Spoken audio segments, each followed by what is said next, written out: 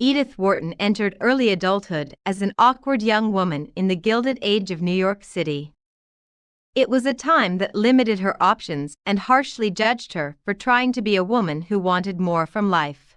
Her life was marked by unhappy relationships, including her unrequited lifelong love for a confirmed bachelor, her unhappy marriage to a man who would later fall prey to mental illness, and her extramarital affair with an openly bisexual and promiscuous American journalist.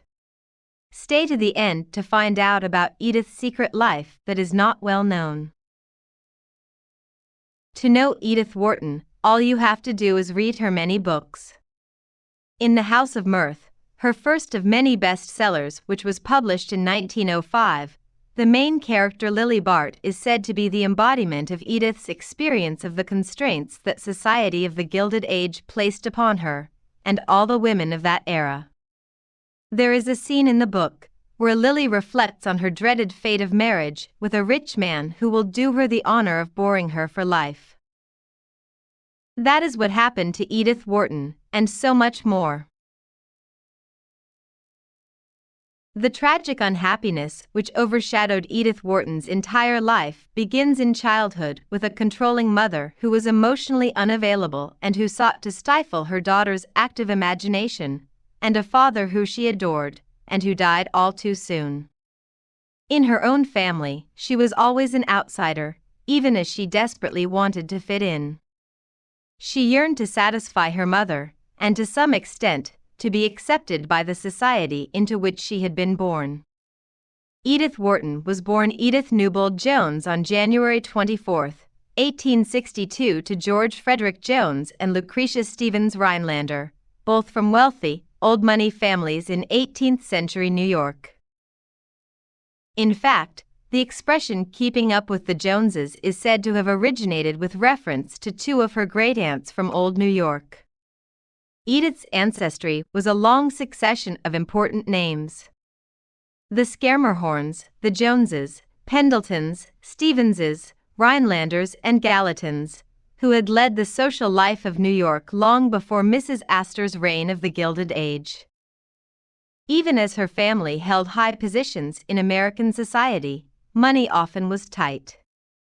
Still, her father, although not overly rich, was able to provide, as she once wrote, a life of leisure and amiable hospitality. George Jones was a sensitive man with a taste for art, history, classical architecture, and travel.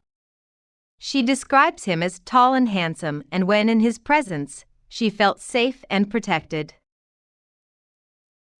At the conclusion of the Civil War in 1866, the Joneses embarked on a journey around Europe, during which Edith was schooled by servants and house tutors. During her travels as a child, she studied the languages of the countries the family visited, such as German, Italian, and French. She was called Pussy Jones or Miss Pussy as a child and had two brothers that were much older than her, creating a lonely life while developing both her gift for languages and her own deep appreciation for beauty in art, architecture, and literature. When she was 10 years old, the family returned to the U.S. and settled in New York City, where they spent their winters in New York and their summers in Newport, Rhode Island, and where Edith was indoctrinated into the standards of womanhood of her era. She was brought up to see marriage as her only means of survival and happiness. Her education turned to learning how to charm and do nothing more. But nothing more was not in Edith's nature. She read voraciously from her father's library. Her mother forbade her to read novels, and on her own, and much denounced by her mother and later society, she began to follow her passion to write. At age 16, she privately published her first volume of poems, and when she escaped the confines of her mother's strict upbringing, she went on to write 40 books in 40 years, including her own novels, along with innumerable short stories and essays covering topics such as architecture, gardens, interior design, travel, and of course, the dire straits of womanhood in the later 1800s and early 1900s America's upper crust.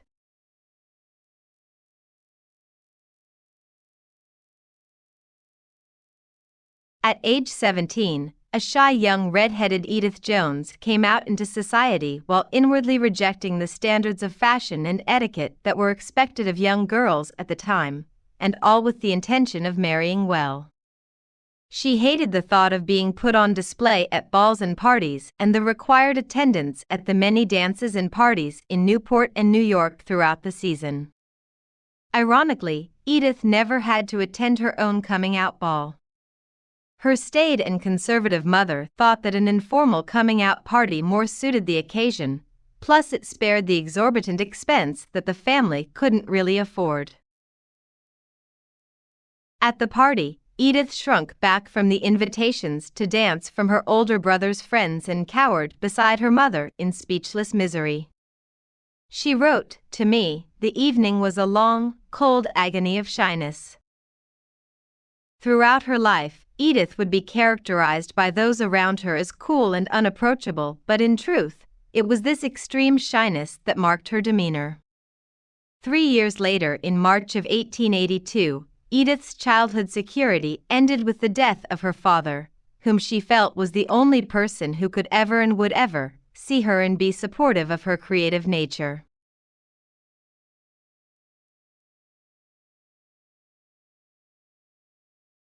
In the summer of 1881, the year of her father's illness leading to his death, the 18-year-old Edith was courted by Henry Lydon Stevens, 3 years her senior, who was from a new money family. His late father, Perrin Stevens, had been a co-owner of the Fifth Avenue Hotel, opposite the Joneses' New York home. His mother, the daughter of a grocer from Lowell, Massachusetts, was a social climber whom Edith's mother did not approve of. Henry and Edith seemed to hit it off well enough, and soon Henry proposed marriage, but the marriage did not happen, and speculations range as to why. Some say Henry's mother considered Edith Jones an insufficient catch, or that she felt snubbed by the Joneses. Another account says Henry did not approve of Edith's ambitions to be a published author, so she chose to break off the engagement.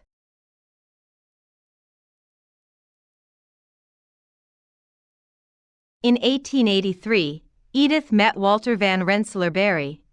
She was 21 and he was 27, and it was in Berry that she discovered the connection she had longed for to replace her father in the role of a husband.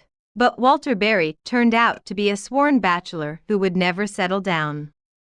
Years later, after his death, Edith called Walter the great love of all my life, and remarked that he was the only man, aside from her father, who really understood her and her passion to write and live life independently of its constraints.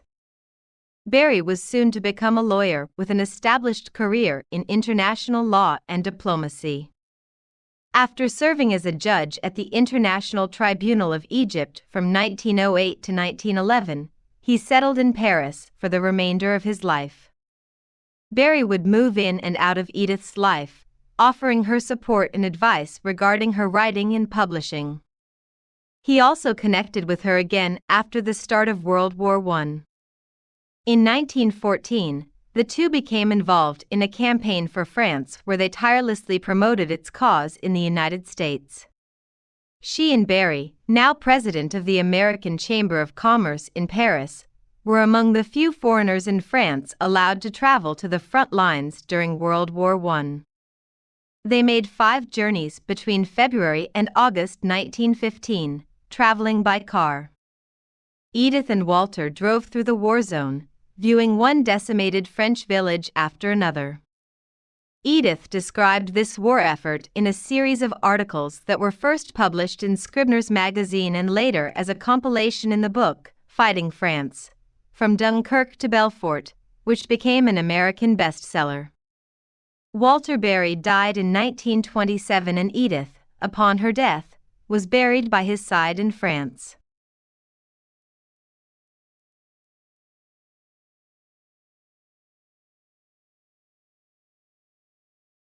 Approaching the age of 23, Edith felt the pressures of society to marry, as was her duty. Plus, she wanted desperately to get out of the home and get away from her mother. As Walter Berry was no longer an option, she turned to a friend of her older brother, a man 12 years her senior and of the same social class. Edward Robbins Wharton, who went by the name of Teddy, was from a well-established Boston family, good-looking and had a liking for small dogs, as did Edith. In addition, he shared her love of travel. On April 29, 1885, they were married at the Trinity Chapel complex in Manhattan. The New York Times labeled it a quiet affair in which the bride had no bridesmaids in attendance. Teddy was 12 years her senior. At the age of 33, he was still living with his mother and was amiable, respected, and unassertive. He, like many other men in his class, had no actual employment and relied on a trust fund to get by. He was a physical man who spent his time on sports, fishing and horseback riding without interest at all in the arts. It's difficult to imagine a less suited match for Edith Jones. Edith was completely unprepared for the sexual nature of marriage, with her mother offering no support whatsoever. It was a marriage in which there was no sex at all for many weeks after the wedding, and then eventually settled into a state of celibacy. Between 1886 and 1897 they traveled and Edith set aside her writing. But a life without writing, physical intimacy, or intellectual friendship put her into a state of poor health. She began to suffer from eating disorders, headaches, claustrophobia, and asthma.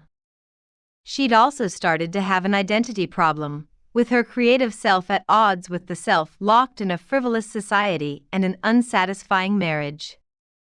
This lasted for a number of years, in which she recalls it as a time being marked by an intense feeling of sickness and such unutterable exhaustion. Over time, Edith began to draw herself out of it and started writing again. Success came quickly, and with the money earned, she designed and moved into her first real home, an estate in the Berkshires of Massachusetts that she named the Mount.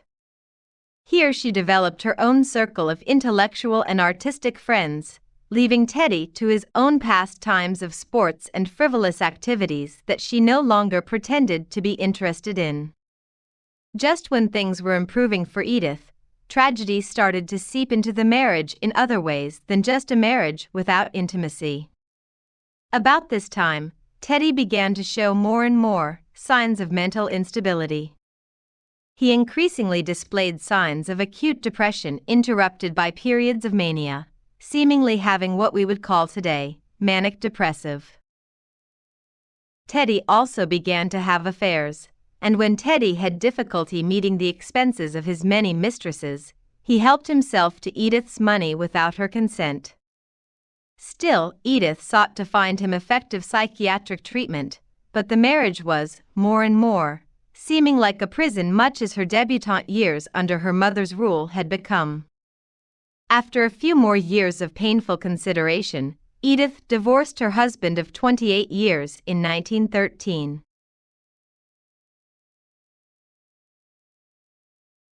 In the same year as her divorce, Edith Wharton began an affair with Morton Fullerton, an author and foreign correspondent for the Times of London, in whom she found, at first, an intellectual partner and then her lover. But happiness was once again to elude Edith. Fullerton was a fervent bisexual who had a sociopathic inability to love, a lack of affect, and a need for power. Though the affair was short-lived, Wharton's surviving letters to Fullerton reveal the passionate infatuation she felt for him, though it is unclear how he actually felt about her.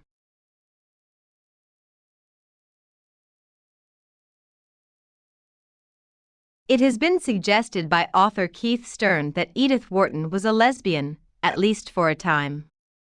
In his book, Queers in History, the comprehensive encyclopedia of historical gays, lesbians, and bisexuals, Stern says that Edith had a lesbian affair with writer Janet Flanner. Janet Flanner was an American writer and journalist who served as the Paris correspondent of the New Yorker magazine from 1925 until she retired in 1975. Not having read the book, I am not sure of the basis for this claim, but it is very likely. Edith was in Paris, mixing with intellectuals, many of whom were gay. Her lover Fullerton was bisexual, so she could not have been ignorant of homosexuality. She was friends with British writer Violet Paget, an out lesbian, as well as friends with Teddy Roosevelt's younger sister, Corinne Roosevelt Robinson, who is said to have been bisexual. Let me know what you think in the comments. How likely was it that Edith Wharton was gay?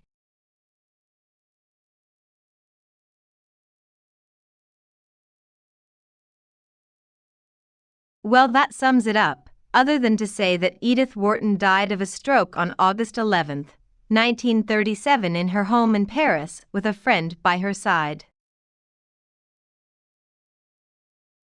Thanks for watching, and don't forget to subscribe for more videos on the many fabulous, fierce, and feisty women in history.